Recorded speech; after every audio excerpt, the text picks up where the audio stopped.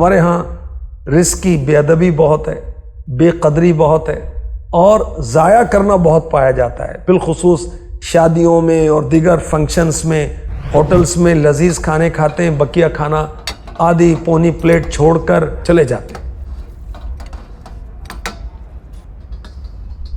روٹی کے ٹکڑے نیچے ہوں تو اٹھانا گوارا نہیں کرتے۔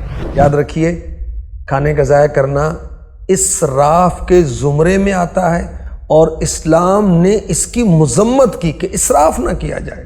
اسراف کیا ہے؟ جس جگہ شرعی طور پر لوگوں کی عادت کے اعتبار سے یا انسانیت کے طور پر خرچ کرنا منع ہو، وہاں خرچ کرنا اسراف ہے، اور اسراف فضول خرچی خلاف شرع ہو تو حرام، اور مروت کے خلاف ہو تو مکروہ تنزیہی ہے۔ قرآن پاک میں ارشاد ہوتا ہے، کلوا واشربوا ولا تسرفوا انہ لا يحب المسرفین۔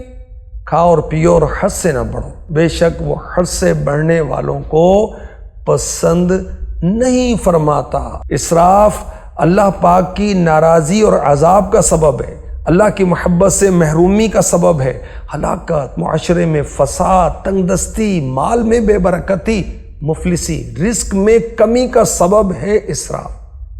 اسراف کرنے والوں کی دعائیں قبول نہیں ہوتی۔ اسراف نعمتوں کے زوال کا سبب بنتا ہے۔ ہمارے آقا مکی مدنی مصطفیٰ صلی اللہ علیہ وسلم اپنے کاشان اقدس میں تشریف لائے، گھر پر تشریف لائے، روٹی کا ٹکڑا زمین پر تھا۔ میرے آقا علیہ الصلوۃ والسلام نے اس روٹی کے ٹکڑے کو اٹھایا، صاف کیا اور تناول فرما لیا، اور بی بی عائشہ صدیقہ رضی اللہ تعالی عنہا کی تربیت کی، اچھی چیز کا احترام کرو، یہ جب کسی قوم سے بھاگی ہے تو لوٹ کر نہیں آئی، تو رزق کی قدر کرے، یہ چلے جاتا ہے تو پھر بہت تکلیف ہوتی ہے اور آزمائش ہوتی ہے۔ میں کچھ آپ کو خوراک کو، غذاؤں کو محفوظ کرنے کے میتھڈ عرض کرتا ہوں، طریقے بتاتا ہوں۔ یاد رکھیں کہ چیز اتنی خریدیں جتنی ضرورت ہے، کیونکہ زیادہ خریدیں گے تو ضائع بھی زیادہ ہوگا۔ ایک وقت میں اتنا کھانا پکائیں جتنا استعمال ہو جائے۔ اچھا بچ گیا، آپ کیا کریں؟ کسی اور کو کھلا دیں، کسی اور کا پیٹ بھر جائے، انسان نہیں کسی جانور کو کھلا دیں، ضائع نہ کریں، فریج میں محفوظ کر لیں، اگلے وقت اسی کو استعمال کر لیں۔ بچے ہوئے کھانے کو دوبارہ استعمال کریں۔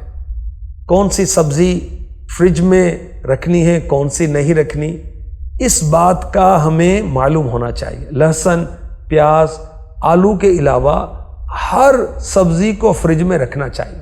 اچھا یہ بھی یاد رکھیں، پھلوں میں کیلے جو ہیں، بنانا جو ہے، اس کو فریج سے باہر رکھنا ہوتا ہے اور باقی پھلوں سے دور رکھنا ہوتا ہے، کیونکہ یہ پھل جو ہے، کیلا جو ہے، بقیہ پھلوں کو خراب کر سکتا ہے۔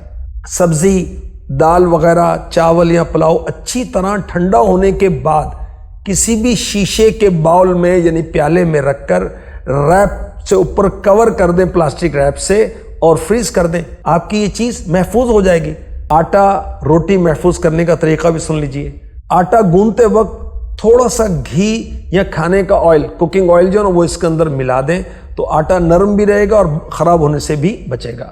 رات کی بچی ہوئی سوکھی روٹی کو تھوڑا سا پکانے کا تیل یعنی کوکنگ آئل اور پانی لگا کر توے پر گرم کر کے کھائیں، بہترین یہ روٹی بن جاتی ہے، بہت لذیذ اور ٹیسٹی اور خستہ بنتی ہے۔ اللہ پاک ہمیں اچھی سوچ نصیب فرمائے، آمین۔ خدمت میں ان کی بسر تیری خاطر، رضا والی بس ایک وہ شام مجھ سے لے لے۔